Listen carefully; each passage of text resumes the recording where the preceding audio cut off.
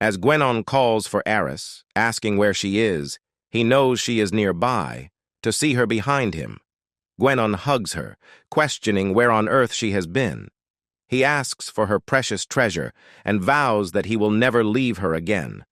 However, upon seeing Jagger in front of him, he comments that he is protecting his daughter by keeping an eye on him, wouldn't he? Gwenon recalls all those memories, cursing as he thinks about how he did it for the safety of his family. He screams to wake up and finds Jagger in front of him. Gwenon says that it's been a week since Eris went missing, and they thoroughly searched the entire Toriegan. Even his dwarf comrades participated in the search, but they couldn't find a single clue, as if she had evaporated. He drinks down the alcohol. Jagger advises him that he's drunk and needs to stop. Gwenon responds that under these circumstances, he has no choice but to rely on his power. Jagger asks if he's saying that there is someone who can solve this case. Gwenon replies that in Carbon, only he can do it, and no one else. The ancient king, King Dimitri. He has overcome countless difficulties in this country and accumulated experience and wisdom over 300 years. Jagger inquires about the elf king who opened the kingdom of Carbon, thinking that he is exceptionally talented, unlike any other warrior. Gwenon thanks Jagger for helping him find Eris, but Jagger declines, saying that losing someone precious is a sad thing for anyone. As the buzz of alcohol still hasn't worn off, Gwenon suggests that by now Jagger has probably figured it out. The reason he invited them was to monitor and keep an eye on them. Jagger confirms that he realized this as soon as he entered the home, having experienced the security warning devices before. Gwenon admits he has no shame, as he suspected that Jagger might be a wielder of a dark or cursed sword, or perhaps a demon. He mentions testimony from the hero of justice and asks not to be misunderstood, as he has set aside those suspicions and doubts for now. He explains that he had been watching Jagger since he arrived in Carbon to find proof, but all he has is the Black Dragon sword and the sword of Araneth Greenfield. The Dragon Slayer is said to be a cursed sword.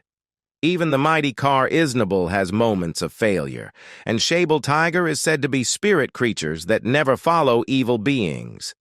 Jagger asks if the misunderstandings about him are cleared. Gwenon states that the problem was whether Jagger posed a threat to the safety of his family rather than that, and he knows Jagger has been working hard for a week to find his daughter. He gives him a letter, saying it's a letter of delegation that allows him to attend the Carbon Supreme Council meetings as a representative. He came to send Shable Tiger back to Sigmare, announcing his presence to His Majesty will not only help with the case, but also with quests. Jagger asks if Gwenon clearly said before that he was just an ordinary dwarf. Gwenon reiterates that he's just an ordinary father who hopes for his daughter's safety. He asks Jagger for a favor, to please observe proper etiquette in front of His Majesty. Jagger agrees, saying that he will abide by it. The scene shifts towards Toriegan, the royal castle, at the stump of the World Tree. As Jagger approaches the king, where all his officials are standing, the wolf asks if it's true that just last week several children were kidnapped. The dwarf comments that among the kidnapped is the daughter of the Stone Guild chief. The Green Snake Girl argues that releasing soldiers recklessly would only increase the anxiety of the citizens, while the Harpy comments that they need to start the investigation now with a small team. The king states that before solving the case, they should first hear what the human hero who brought this matter has to say. The king of Carbon, ancient King Dimitri Greenfield, is present. Jagger says that he has requested an investigation into the disappearance of Eris, the daughter of Gwenon, the chief of the Stone Guild. King Dimitri replies that this is not Gwenon's matter and is asking about his own matter, calling him the hero of condemnation. Jagger insists that he has to send Shable Tiger back to its hometown, noting that he requested to open the entrance of Sigmare. King Dimitri retorts that it was indeed touched by human hands and that he won't allow it. Minerva interjects, saying that the dwarf claimed it would be resolved once he met the dwarf king. But it seems he isn't much help, huh? Sui asks why, pointing out that even cats like Diablo, Mammon, and Ishtar would be much happier living in their hometown. King Dmitri asserts that the moment one allows one exception, everything collapses. He addresses the human girl, stating that Sigmar is the sacred land their ancestors protected with their lives and is not a place that can be opened for the sake of a pet. As Jagger grows furious over this comment, he asks what he should do. He admits he has no knowledge about future events that may or may not occur. But even if he is the king of this place, he has no right to prevent someone from returning to their hometown. He questions whether the sacred kingdom of Carbon still maintains a system of slavery. To provoke the king further, King Dmitri states the hero of condemnation has uttered words that should never be spoken in Carbon, stating that he will leave the disposal to him. As the orc tries to crush Jagger, he suddenly sees that he has disappeared. The harpy warns him as Jagger charges from the air to slash at him. The orc curses Jagger as both of them charge at each other. From behind, a voice screams at them to stop, and the other guards bow towards her.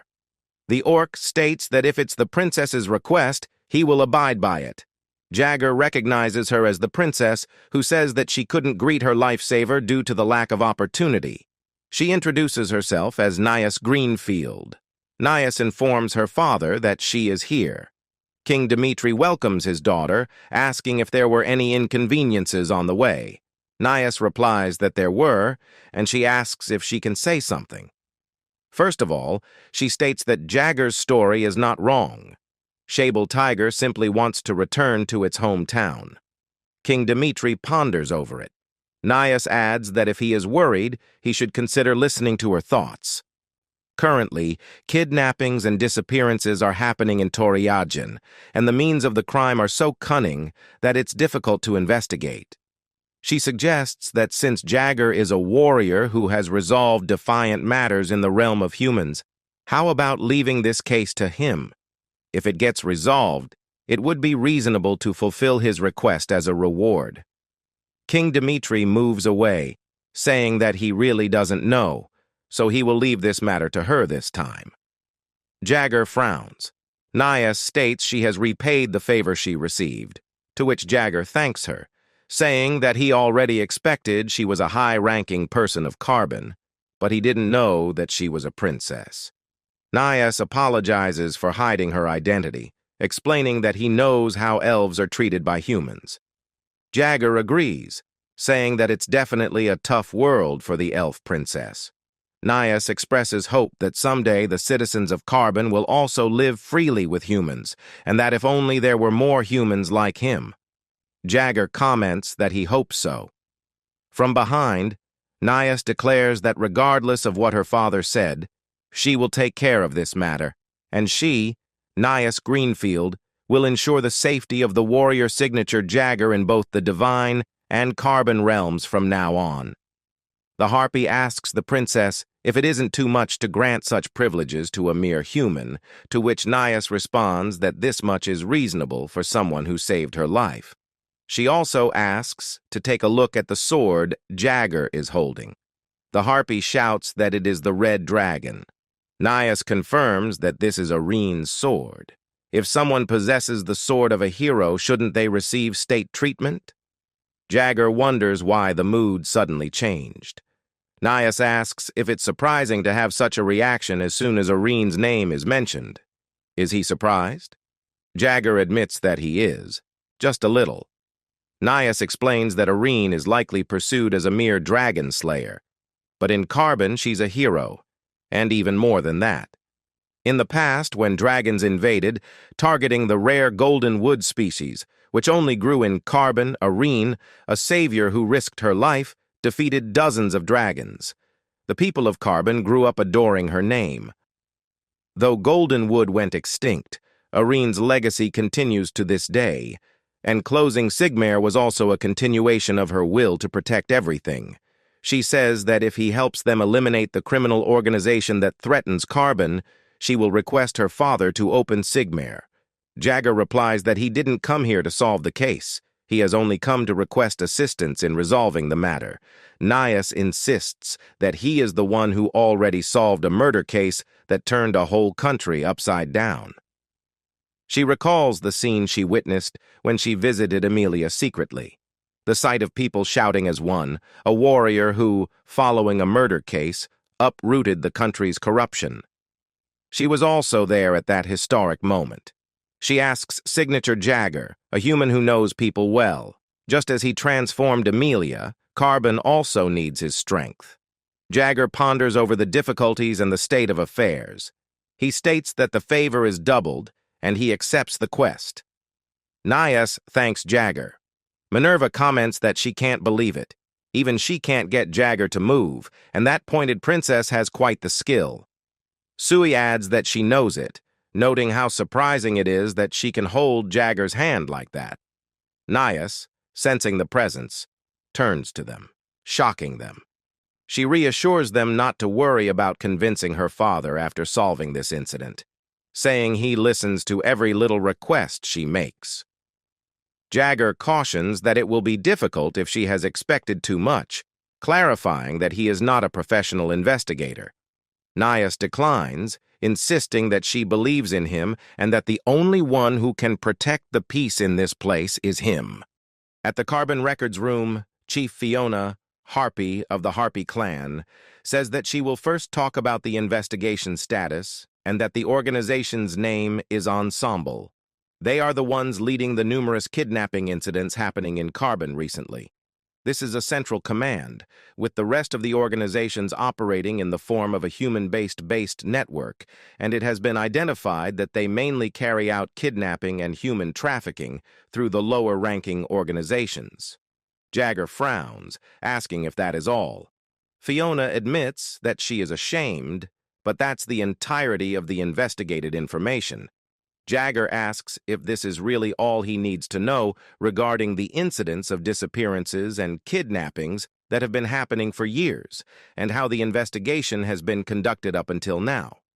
Fiona explains that they just apprehend them, as the majority of the lower-ranking members have been caught, to which Jagger responds that that's meaningless.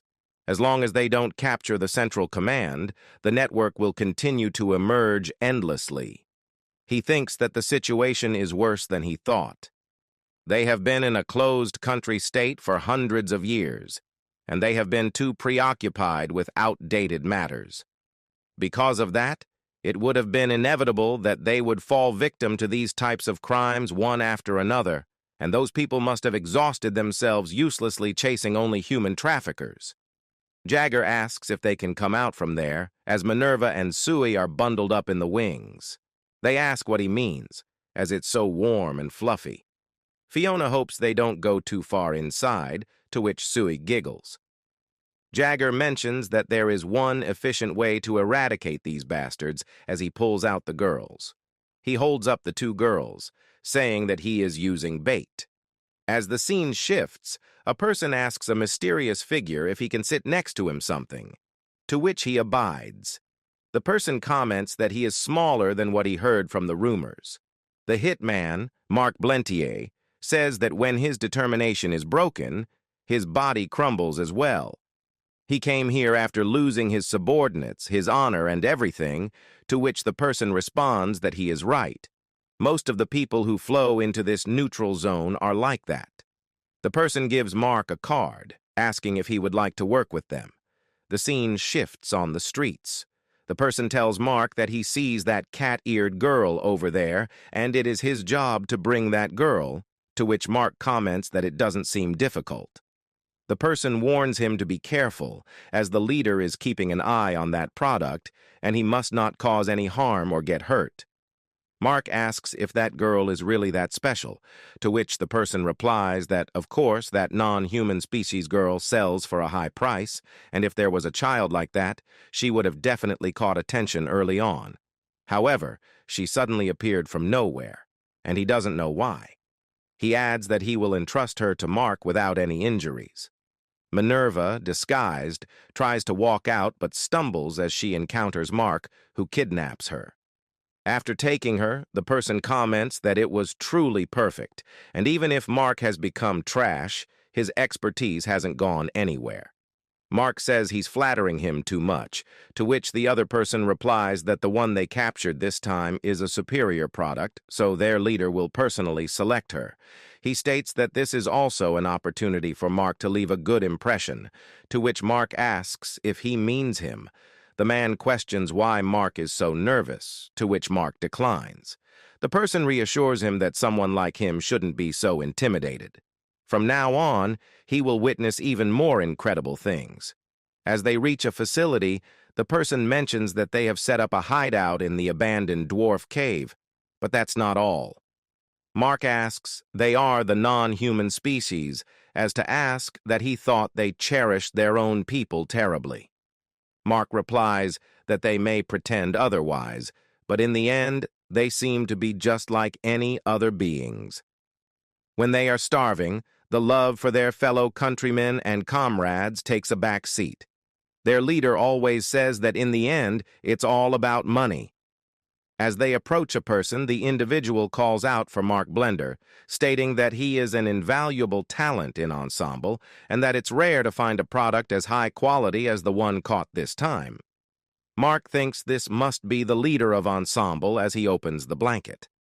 The leader expresses excitement as he thinks this is the ideal product he has been looking for and a way to sell her, but he suggests that she could become his house pet, to which Minerva pleads for him to please go away. The man realizes that it was all a deception as he tries to hold her fake horns. Minerva tries to mimic a cat. The leader gets angry, asking what this is. This isn't a cat-beast girl, just a human with animal ears attached. From behind, Mark Blender slashes the leader. As the leader has been slashed, the person calls out for security as Mark summons Sui. The person screams, "What is this, and who is he?" Mark asks if he hasn't realized it, as he dispels the spell. Jagger introduces himself as the condemnation hero. The apprehended leader says that the guy deceived them all, to which Jagger asks, "What is he saying? Shouldn't he have kept his mouth shut?" Jagger compliments Minerva, saying she did well as bait and that she acted very well. Sui agrees, saying it suited her and thinks it's better to leave now. Minerva gets angry, declaring that he ordered it. Sui then asks why Jagger disguised himself as Mark, to which Jagger replies that it was easier to disguise himself as him since he is Blady. He thinks that there is nothing worth salvaging, so he asks the leader to tell him the location of the kidnapper tribes and the deployed troops, warning him not to leave anything out. The leader blurts out some gibberish. Jagger grabs the leader's clothes, warning that if he fools around, he will kill him right away. The leader, realizing who he is, says he finally recognizes him. Signature Jagger, the hero of condemnation, who condemned Arson Parthenon. He challenges Jagger, saying he thinks he will open his mouth just because of such a threat. He knows he will have a fair trial first. Once he opens his mouth, this country will fall. Jagger kicks him, grabbing him by the collar, warning him to just answer.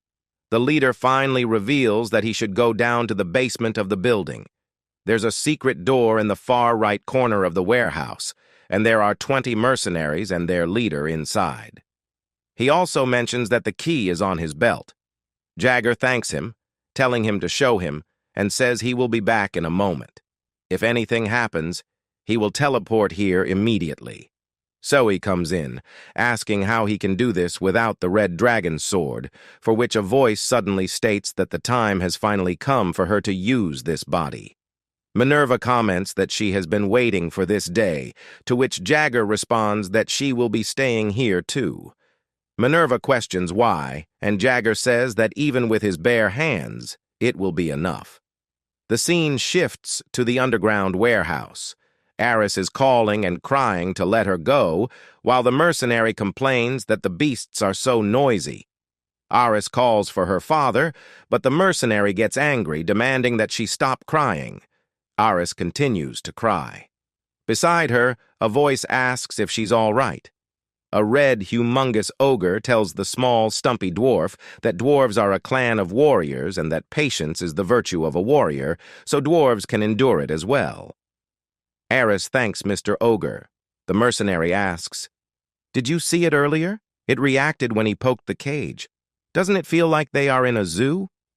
Turadin says that the animals here can even talk and wonders why no one is coming during the shift time.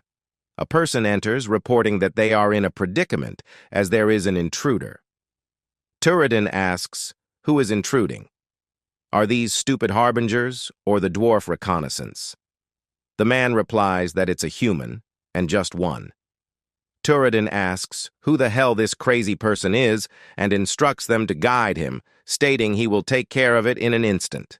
The person announces himself, saying there is no need for that, as he's already there, twisting the neck of the subordinate.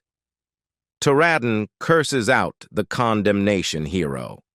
Jagger says that there is not much time left and he is still alive, to which Turadin replies that because of him and that so-called hero of justice, he has lost his subordinates, his reputation, and everything has ended up here. He introduces himself as Turadin, and today he will avenge his subordinates. Jagger realizes that he's a boxer, as Turadin declares that if he's a real man, he should come at him barehanded. Jagger apologizes, saying that he is not a man. As Turadin tries to punch down at Jagger, intending to kill him, Jagger dodges and uses his Japanese sword-drawing technique, Dark Heaven Flash, to slash him and take his key, stating that he will take good care of it. He unlocks the cage, announcing that they have caught quite a bit. Aris calls for Jagger, who assures her that he will get her soon. Jagger hears a scream, realizing that intruders are there, and several of their comrades have already been captured. Jagger thinks that they may have been exposed already.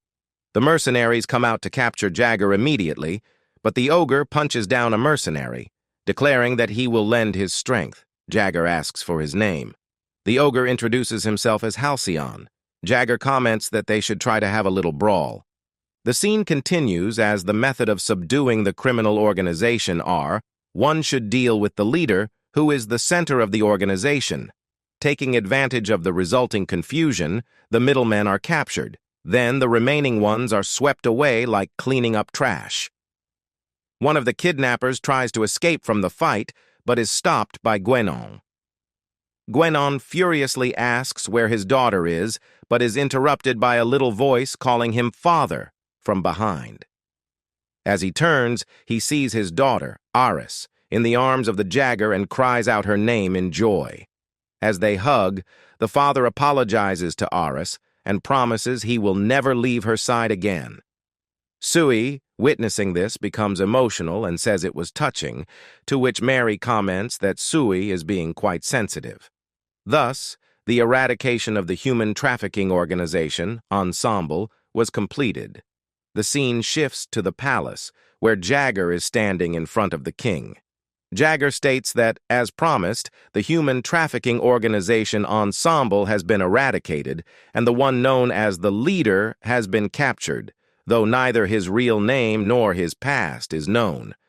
The king announces that, according to Carbon's law, the trial will proceed and calls Jagger the hero of condemnation, signature Jagger.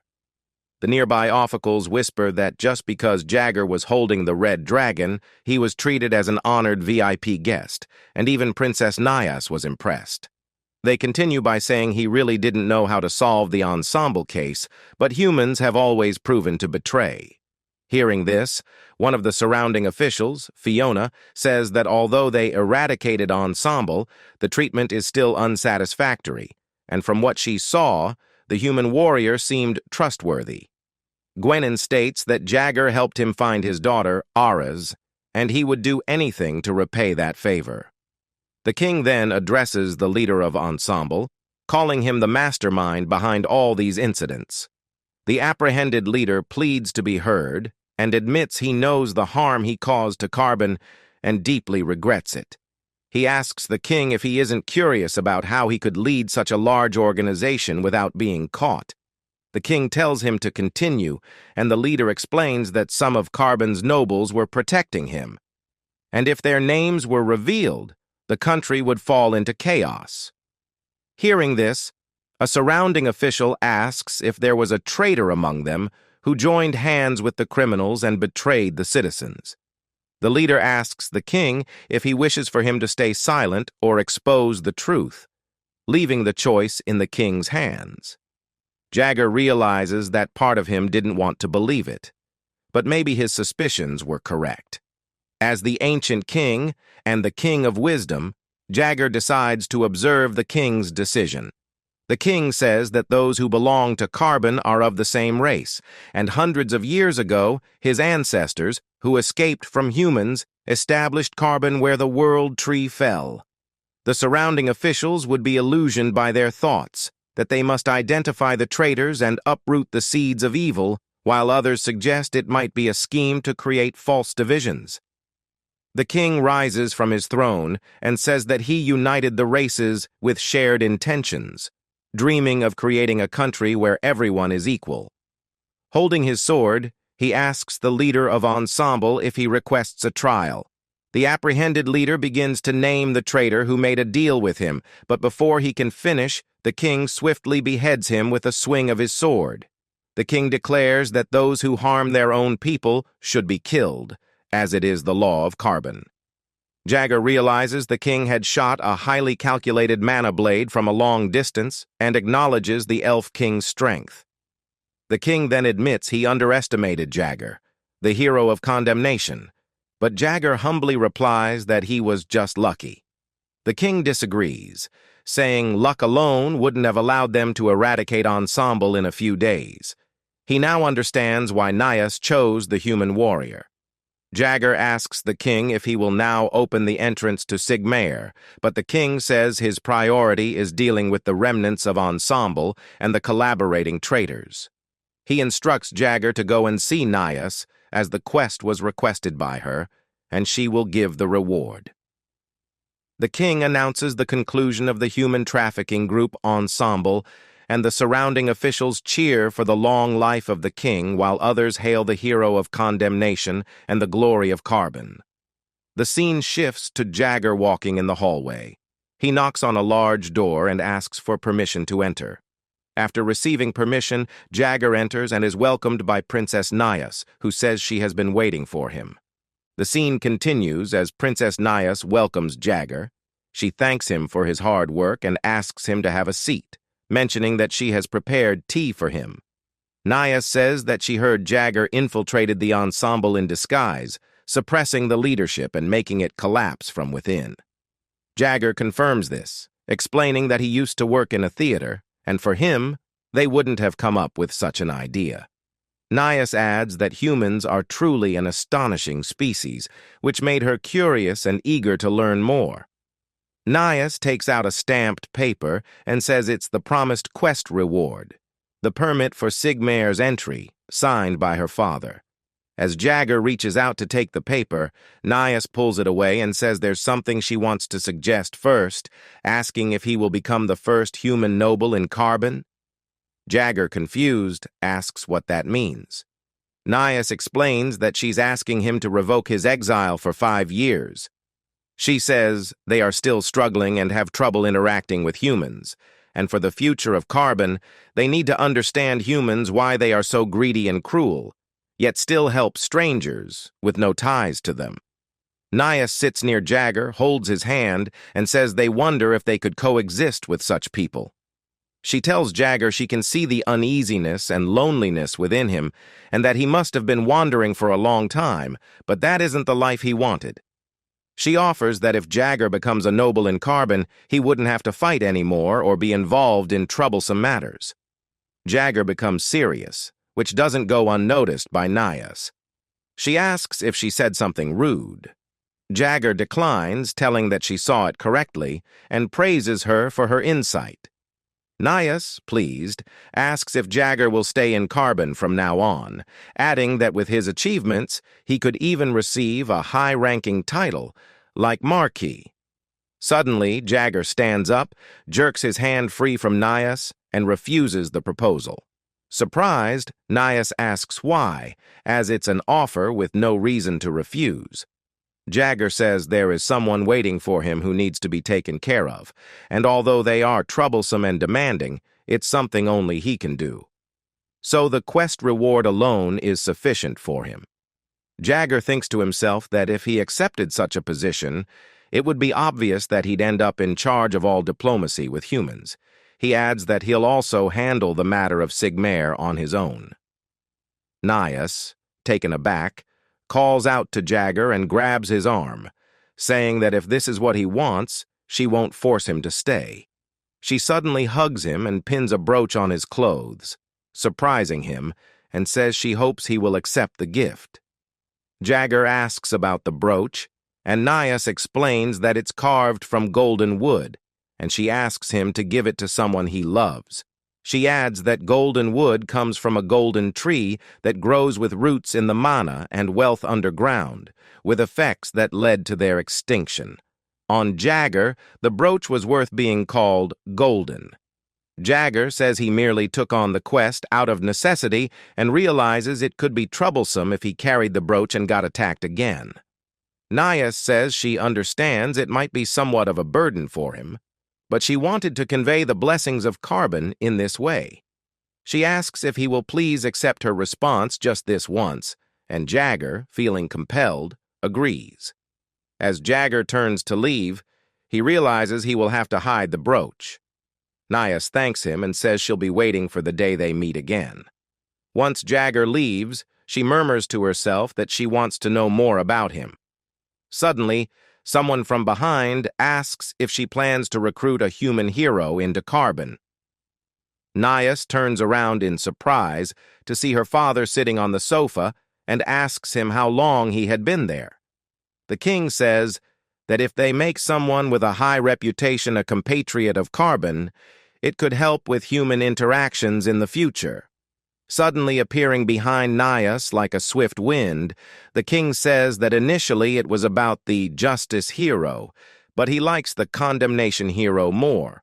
However, since Jagger rejected the offer, they'll need to find a replacement. The king asks for Nias's thoughts about the radiant hero from the Selvaet family. Nias denies this, saying it's not over yet, and proudly asks her father if she has ever missed something he wanted. Nias thinks to herself that one day Jagger will have to return the gift to her. The scene shifts to Jagger walking in the heavy snow along with Sway, the Shable tiger with her kittens, and Minerva. They all stop upon seeing the huge gate, and Sway says to Minerva that they've finally arrived. Jagger announces that this place is the entrance to Sigmare. As the gate opens, the cat meows, its eyes shining with happiness. Jagger asks the tiger if it can feel its hometown, and all the kittens meow in unison. Sigmare is described as a remote and unexplored land revered by Carbon, inhabited by various rare species protected by the country. The cat Sabertooth glimpses its hometown for the first time since birth. Jagger lovingly pets the cat as it meows. Jagger remarks that it took quite a while to reach, and he hopes the cat will be fine without any problems, commenting that it's such a peaceful day. Sway replies, saying that farewells are always sad, and no matter how many times they happen, she can never get used to it. Jagger agrees, and both of them turn their attention to Minerva, who is standing off to the side. Jagger asks if she's not going to say goodbye. Minerva replies, saying that for a mere animal, it must be an honor just to have her come this far with it, to which the cat meows again. Sway, surprised, asks Minerva if she really thinks that way. Minerva, acting uninterested, replies that she doesn't care. However, as Minerva recalls her past memories with the cat, she becomes emotional and runs to hug it, saying that she will miss her cats. Crying, she asks Jagger if she can't just travel with the cats, and worries that they might not adapt to Sigmare and could be eaten by other animals. Jagger, done with Minerva's antics, pats her head and tells her not to worry. He assures her that the cats have grown up healthy by eating good food all their lives, and that she was the one who asked him to send the cats back to their hometown. He adds that if she cries like this, the cats won't feel at ease. Gathering her emotions, Minerva calls the cats Diablo, Mammon, and Ishtar, commanding them to conquer Sigmare. The cats walk up to the gate and enter, as Minerva says that even if she were to destroy the world, she would spare the place where her cats live. She wishes to see them again someday.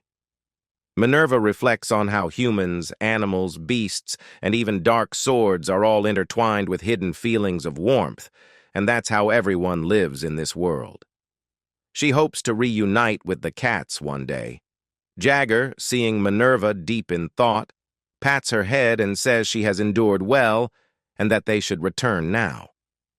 As Jagger turns to leave, Minerva grabs his clothes from behind and asks him to give her a piggyback ride. Jagger, disappointed, asks if she's using him as a substitute for a pet. Suddenly, they hear Sue laughing. Jagger asks what's so funny, and Sue replies that both Minerva and Jagger seem to have changed. She points out that Jagger used to draw a line between them, but now he's comforting her older sister, Minerva. Jagger realizes why he's even carrying Minerva, and Sue adds that Minerva no longer talks about dominating him. Embarrassed, Minerva tells Sue to be quiet and stop talking nonsense, to which Sue laughs awkwardly. Jagger remarks that it's because he has spent quite some time with them, and he realizes that whether human or dark sword, in the end, everyone is bound to change, and such change may not be a bad thing. The scene shifts back to Carbon, where Gwenon asks Jagger if he parted ways with the Shable Tiger just like that. Jagger replies that yes, it was a long quest, and the cats were sadder than he was. Gwenon apologizes again for watching and deceiving him, asking for Jagger's forgiveness. Jagger assures him that it's okay, and says he didn't trust Gwenon from the beginning, so there's no need for Gwenon to feel sorry or apologize. Hearing this, Gwenon says that Jagger might have lived a completely different life until now, and while it's hard to believe in a rationalist like Jagger, it's still better than hanging out with a hypocrite. Gwenon hands a ledger to Jagger and asks him for a favor, requesting that he deliver the ledger to His Majesty. Curious, Jagger opens the ledger and asks what it is. Gwenon replies that it's the transaction records of the ensemble, and he got it from the black-haired girl in the office, Minerva. Suddenly, Jagger is shocked and murmurs to Gwenon. Sam, confused, asks what's going on. Jagger says that it seems like this incident is not yet over. The scene shifts to the Carbon Council Grand Hall, Noble Council, where all the officials of the Carbon were present along with the king. The king asks Jagger to say it again. Jagger replies, pointing the finger towards him, that no matter how many times he asks, it will be the same. The real culprit who sold out the people through ensemble was the ancient king Dimitri Greenfield. Hearing this, the whole hall emerges in chaos as some officials ask Jagger what on earth he was talking about, while others couldn't believe that their king was the human trafficker. King, getting angry, tells Jagger that the joke had gone too far.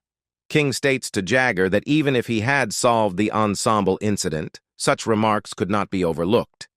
Jagger, getting angry, throws out the ledger in front of him and asks that if there was evidence that it was the king doing. Jagger explains that he remembered the signature on the Sigmare Pass. It was unique, so he remembered it clearly, and that the handwriting of the person who dealt with the ensemble was definitely the king's.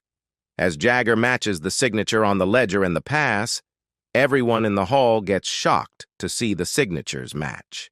The king asks if signatures could be easily manipulated, and wasn't it possible that someone was trying to frame him. Jagger says that there was a point to that. That's why they had caught the fugitive ensemble executive to confirm.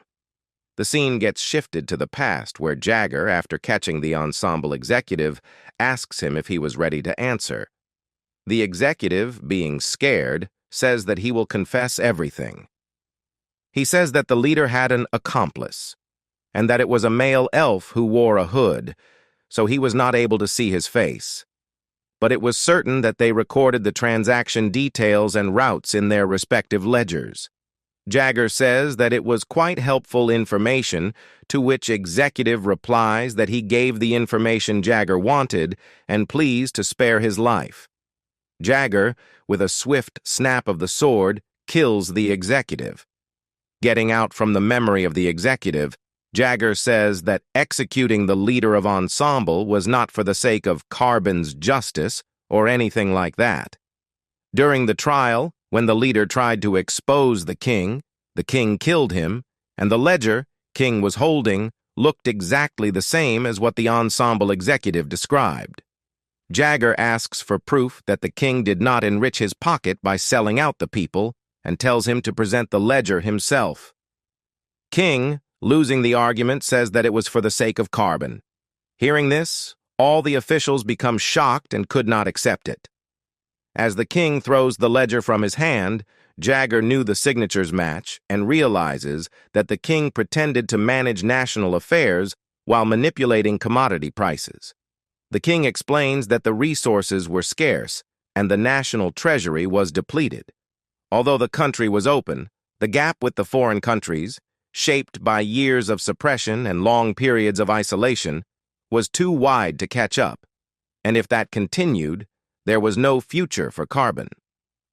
The king asks if Jagger thinks he did such things for his personal gain. It was a sacrifice for the greater cause, as there was no other way. And even if he had to do it that way, Carbon had to be protected. Jagger says that the king was talking nonsense, and if selling out the people for the sake of the nation was a sacrifice, then why among the non-human species captured by Ensemble, there was not a single elf? Jagger asks the king to think about it, that there were no elves kidnapped until now, and there is the answer that even if it sounds plausible to call it a sacrifice for the nation, the king didn't sacrifice anything himself. Jagger asks if profiting from selling out the people was in line with the greater cause. King, getting extremely angry, orders his official leader Umur that the human who threatens Carbon's unity, he commands him to eliminate the human immediately. Jagger turns behind to see extremely angry and dangerous leader Umur raising his sword, saying that he is a criminal and must be executed. Umur, with all his strength, swings his sword and lands a hard blow, and everyone, including Jagger, gets surprised seeing Umur striking the king. The king stops the attack effortlessly, to which Umur says that the king is not one of their tribe. The king replies that he understands his intentions well. Saying this, Umur strikes another blow on the king, but he dodges it and flies in the air, moving his sword and saying that leader Umur was always the same, and keeps showing his foolishness until the end. With that, leader Umur is torn into pieces in front of everyone. Seeing this, Jagger, using his secret Jagger technique, exploding steps, lands an attack on the king. The king says that if Jagger had obediently become a member of Carbon, he could have avoided this situation. Jagger, feeling disgusted, says that every time he saw trash like him, unpleasant memories come to his mind. Suddenly, the king flies in air, surrounded by blinding green energy, making Jagger confused about what kind of mana that was. The king calls out Jagger as the condemnation hero and says that from now on he would consider him as a threat to Carbon.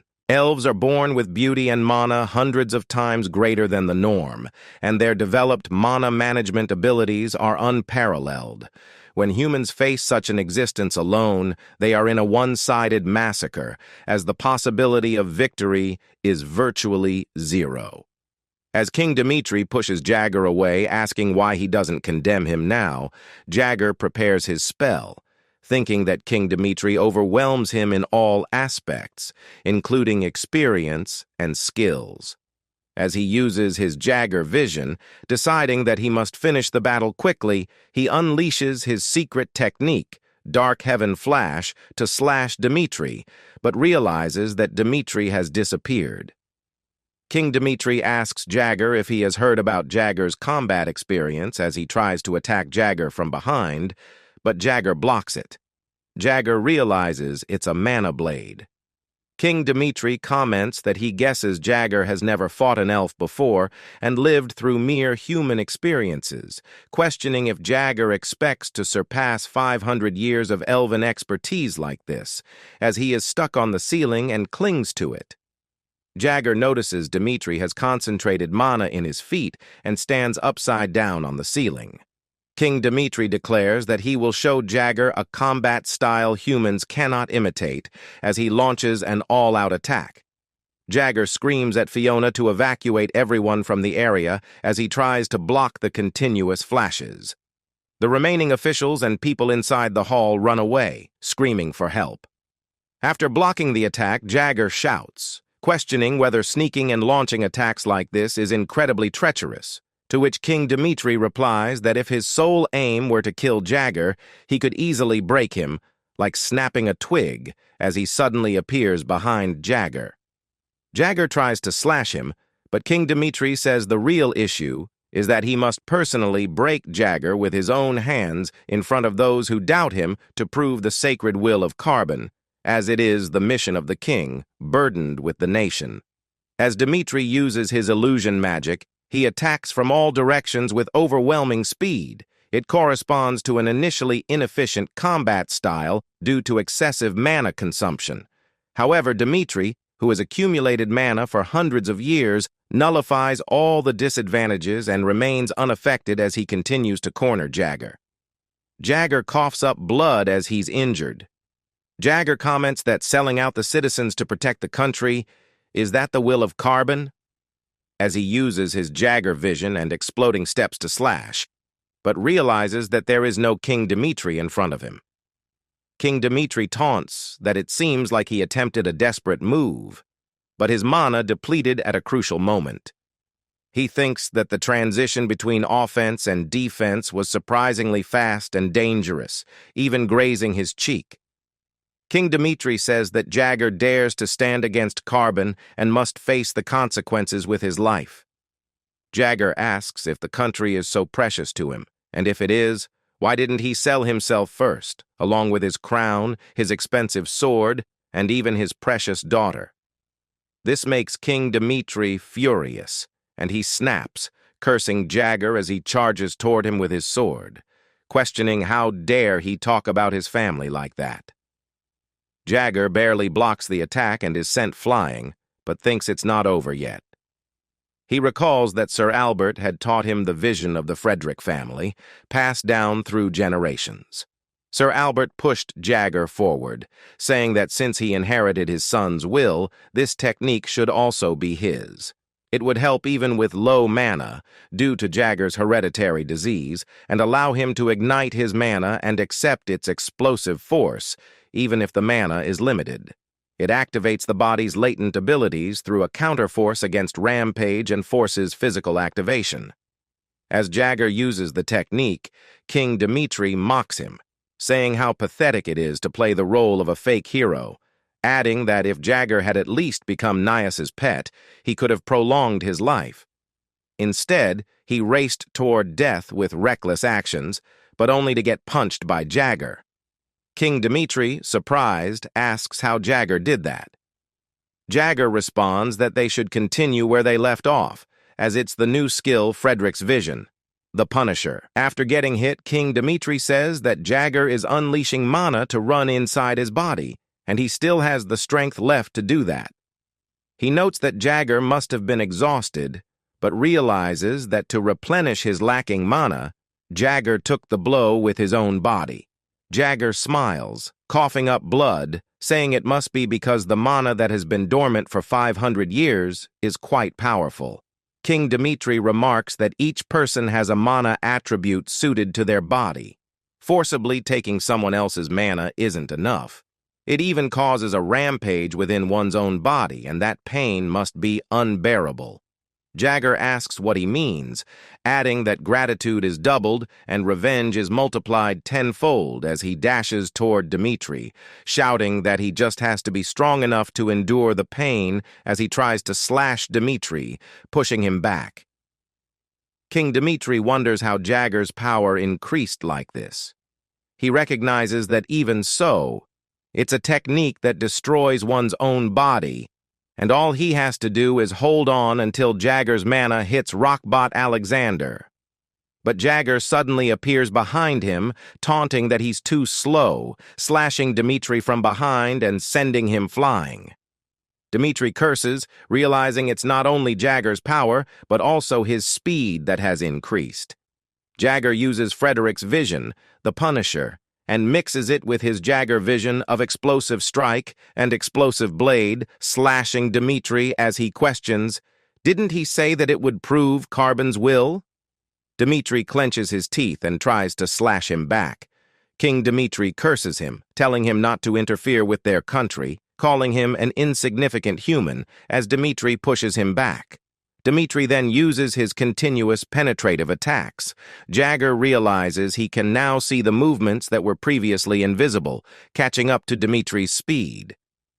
Dmitri says that what he's protecting is Carbon's will itself, and as he unleashes a powerful attack on Jagger, he declares that this is for Carbon.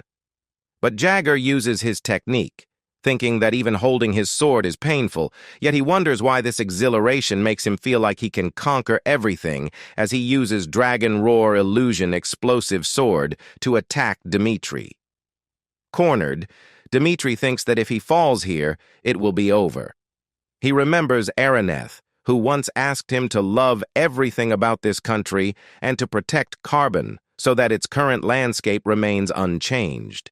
She believed that one day everyone would recognize the value of this nation. Dmitri had just wanted to protect what she left behind as he now lies defeated, coughing up blood. Jagger points his sword at Dmitri, asking if he has any last words. Dmitri says that Carbon can't survive unless it's managed his way, and if Jagger doesn't mind the country being destroyed, then he should kill him right now. Dmitri asks if Jagger can make that decision, as the fate of Carbon's believers now rests solely on him. Jagger, preparing his attack, says that if it's a country that can only survive by selling out its citizens, then it's better to let it be destroyed. With that, Jagger slashes Dmitri's head off. From behind, a voice calls out to Jagger. It's Jenny, asking what happened to her father. Jenny recalls how Jagger saved her, recognizing those different gray eyes looking down on her as if they knew everything about her. At that moment, she thought to herself that she wanted to dye his empty soul with her own colors. She then heard the hero of condemnation had returned and had something important to announce. As Jenny ran toward the hall, she thought he had finally changed his mind and decided to stay in Carbon. She prayed that Jagger would look at her with those same eyes and stay by her side, just for her. But upon seeing her father beheaded, she screamed in agony, trembling as she collapsed. She questioned Jagger, asking why he did this to her father. Jagger answered that his mission was the exploration and purge of the ensemble, and he had completed the quest.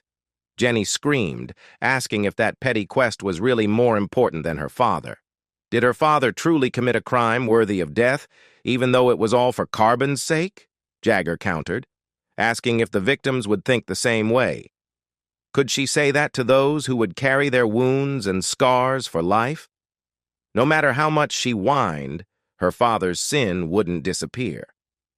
As Jenny stood and grabbed Jagger's hand, pulling it toward her neck, Jagger questioned what she was doing.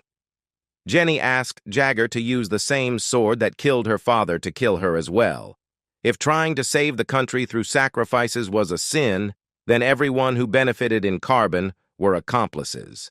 She screamed for Jagger to kill her and condemn everyone in Carbon, saying that Jagger was the only one who wasn't a sinner. Jagger glared at her, asking if she thought he couldn't do it, grabbing her by the neck.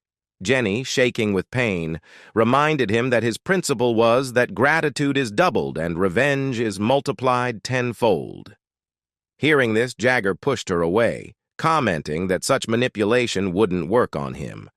Jenny said she knew he couldn't kill her and that he was kind after all. She added that if he wasn't going to kill everyone in the country, he should stay in Carbon and join her, commenting that buying and selling people was just part of human culture. As Jenny continued, Jagger threw something in front of her. She recognized it as the golden badge. Jagger remarked that if there was no money in the country, they should sell things like this and not deal with people as leaves off. As the guards rushed in to rescue the princess and ordered the soldiers to seize and execute Jagger, Jenny stopped them, saying it was fine. The guards, confused, asked why she was crying. Jenny instructed them to prepare her father's funeral and make it as grand as possible. As she closed her father's eyes, she announced that once the funeral was over, they would immediately proceed with her coronation and inauguration. She then crowned herself, declaring that everyone should look forward to the changes that would come to Carbon from that point on. The scene shifts to a carriage, where Sam is escorting Jagger. Sam comments that they fought valiantly against the ensemble infiltrators who invaded the palace and perished. Jagger replies that for a criminal's end, it was wrapped in too much honor. Sam explains that there was no other choice. Had the truth been revealed, all of Carbon would have been turned upside down. Jagger agrees, adding that it would have even affected Sigmare, where the cats live. Sam says he feels both sorry and grateful to Jagger, but Jagger dismisses it, saying it wasn't necessary to go this far. Overwhelmed by the situation, Jagger reflects on everything that's happened. Sam adds that they all received favors from Jagger, and this was just a way to repay him. Fiona comments that it seems like the Queen really didn't send any pursuers after them, to which Jagger agrees, noting that although she knew her father's actions were crimes, she couldn't admit it. The fact that she hasn't retaliated against him yet shows that she does have a conscience. However, Jagger is concerned about what lies ahead, as Sam expresses his worry about Carbon's future. The first thing the Queen did after ascending the throne was to establish an army. Jagger remarks that the intention is obvious. It means war will break out soon. At night, while Minerva enjoys the meat, Jagger asks if it's really that delicious. She gives a thumbs up, urging him to cook more. Jagger then turns to Zoe, who hesitantly says she's fine.